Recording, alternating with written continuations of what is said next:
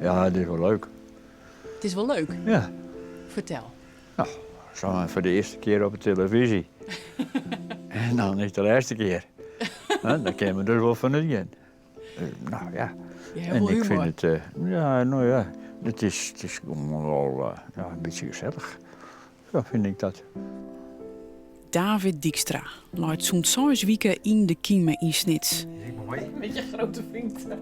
Hij is o zo wies met alle vrijwilligers die het zo goed voor hem zwaargje.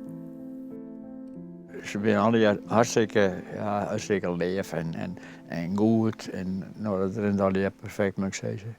En ja, je moest eigenlijk heel soort respect hebben voor al die mensen die dat al je doen. Ja. Dus een zuster wel bij en een zuster nog bij. Ja. En voor de rest is het niks wat.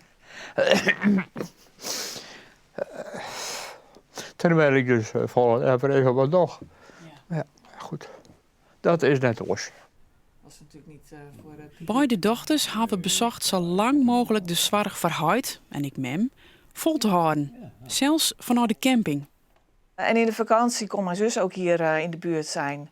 En zij was hier dan een paar weken en daarna was ik er een paar weken. Zodat we toch iedere dag boodschappen konden doen, alle dingen regelen. De zorg leveren die mijn vader nodig heeft. En mijn moeder trouwens dan ook. Ja, dat was heel pittig, heel intensief. Maar dat is net vol te houden. Dat is niet vol te houden. En wij zagen natuurlijk de bui al hangen. Als de vakanties voorbij zijn, dan moeten we gewoon weer echt aan het werk. En dan moet je daar ook weer af en toe zijn. Dus dat ging niet meer.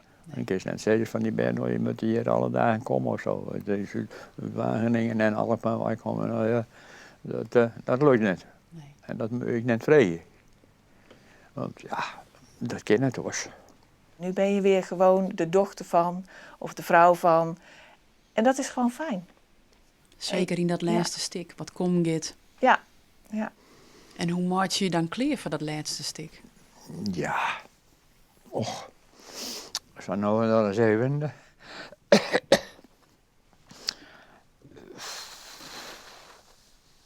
En nu dan eens even, ja, emoties even kwijt eruit zien. En nou, even goed janken. En, nou ja, zo ben je op een gegeven moment wel bezig om daarmee om aan de gang te wezen. Om alle dagen wel wat. Om te zeggen van nou gaat het goed of het gaat minder goed. En, nou. Maar het gaat goed. Ik wens je een heel soort sterkte en moed Dankjewel. en kracht. Dankjewel. Bedankt. Zullen we bij wel? En meer keer net wel. Hey.